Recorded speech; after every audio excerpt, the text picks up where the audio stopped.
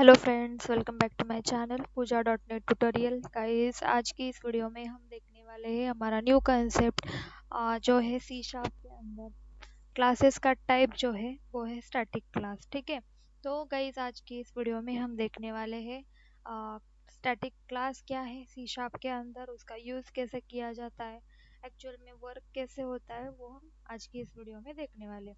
ठीक है गाइस, तो आप चैनल पे नए होते हो तो चैनल को ज़रूर सब्सक्राइब कीजिए। और मेरा प्रीवियस वीडियो भी means different different playlist available है, उसे भी आप वॉच कर सकते हैं। ठीक है गाइस, अभी सी शार्प के अंदर हमारे कुछ टाइप्स होती है क्लासेस के। ठीक है, पार्शियल क्लास हो गया, अब्स्ट्रैक्ट क्लास हो गया, स्टैटिक क्लास हो गया, सेल क्लास हो गया।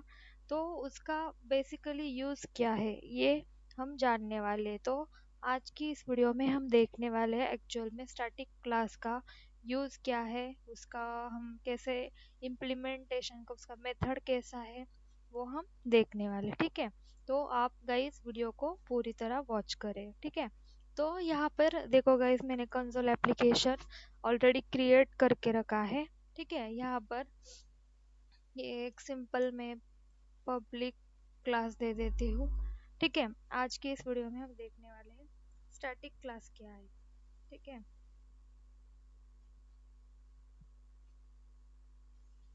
तो फर्स्ट ऑफ ऑल यहाँ पर हम हमारा जो क्लास जो है यहाँ पर हम स्टैटिक रख देते हैं।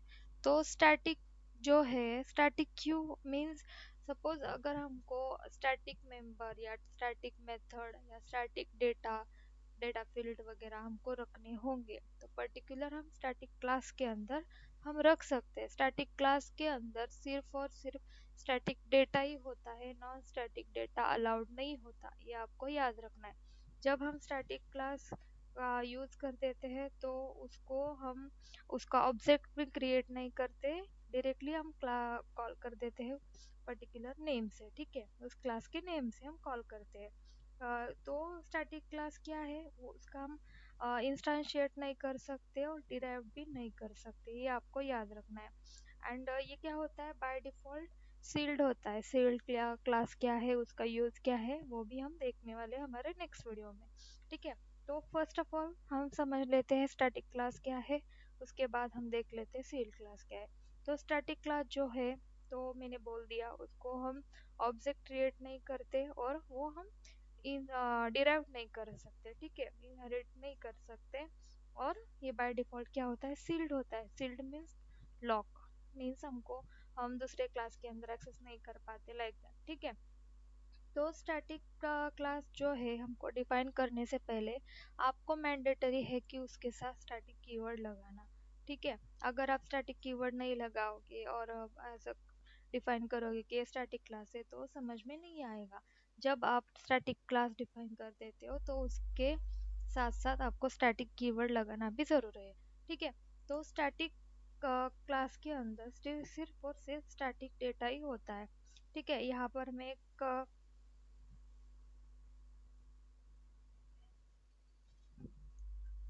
कंस्ट्रक्टर क्रिएट कर देती हूँ, प्रोग्राम। नहीं तो मैं सिंपली कुछ स्टैटिक फील्ड डिफाइन कर देती हूँ, पब्लिक स्टैटिक स्ट्रिंग नेम दे देती हूँ।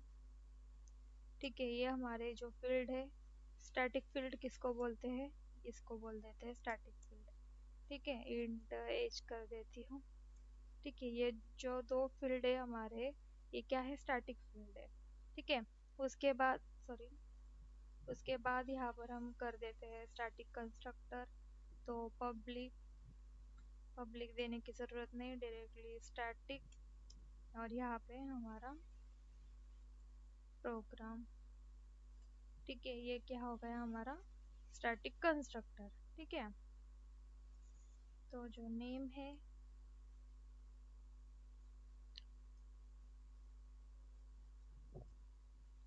इसको मैं दे देती हूँ वैल्यू। ठीक है, टेस्ट दे देती हूँ और एक यहाँ से पास कर देती हूँ।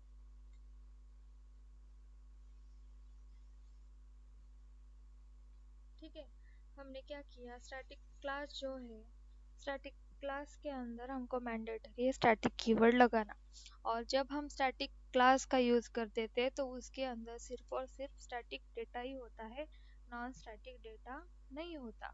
ठीक है, तो हमने पहले तो यहाँ पर टू फील्ड बना ली जो कि है स्टैटिक। कैसे? क्योंकि यहाँ पर हमने यूज़ किया है स्टैटिक कीवर्ड। ठीक है, उसके बाद यहाँ पर हमने क्रिएट किया है स्टैटिक कंस्ट्रक्टर और उसमें जस्ट वैल्यू को यहाँ पर पुट कर दिया है। अब हम स्टैटिक क्लास जो है उसको कॉल कर देते।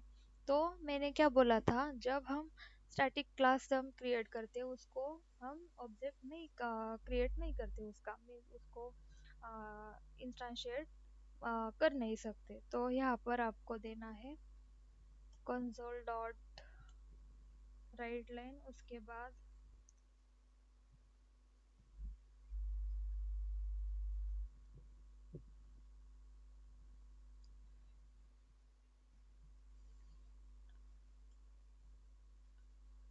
ठीक है, दैट्स इट। अब हम हमारा एप्लीकेशन रन करके देखते हैं आउटपुट क्या आता है।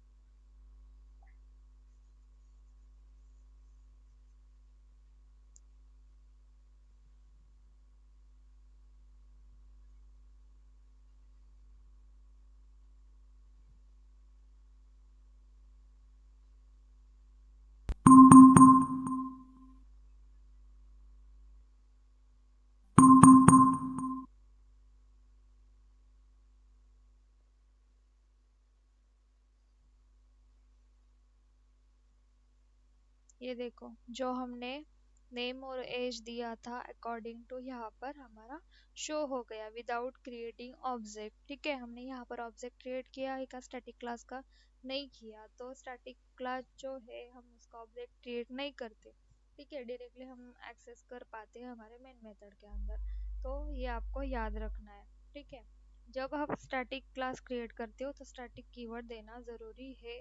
तो जब आप सपोज स्टैटिक क्लास क्रिएट कर रहे हो बट आप यूज़ ही नहीं कर रहे स्टैटिक का स्टैटिक कीवर्ड का, तो वो स्टैटिक नहीं माना जाता। तो आपको ये ध्यान में रखना है, जब भी आप स्टैटिक क्लास करो, कंस्ट्रक्टर करो, स्टैटिक फील्ड करो, स्टैटिक कंस्ट्रक्टर के अंदर ओनली स्टैटिक डेटा ही होता है, नॉन स्टैटिक डेटा नहीं होता। ये आपको याद रखना है। ठीक है, तो गाइज आज की इस वीडियो में हमने देखा स्टैटिक क्लास का यूज़ क्या है, उसको हम एक्चुअल में इम्प्लीमेंट कैसे करते हैं वो देखा है।